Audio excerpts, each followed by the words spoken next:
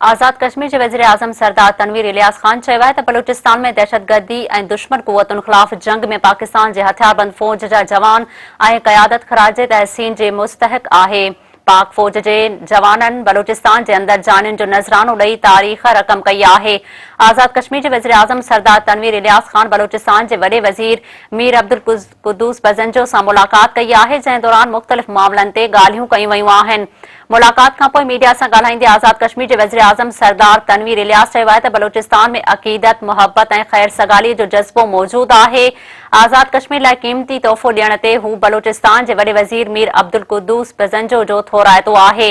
उन मौक़े ते बलूचिस्तान जे वॾे वज़ीर अब्दुल कुद्दूस बज़ंजो चयो आहे त कश्मीरी पनाहगीरनि जी रिहाइश ऐं ॿिया मसइला तरजीही बुनियादनि ते हल कया वेंदा। बलूचिस्तान जो अवाम वलारियल कश्मीर जे अवाम जी आज़ादीअ वारी तहरीक जी मुकमल हिमायत करे थो।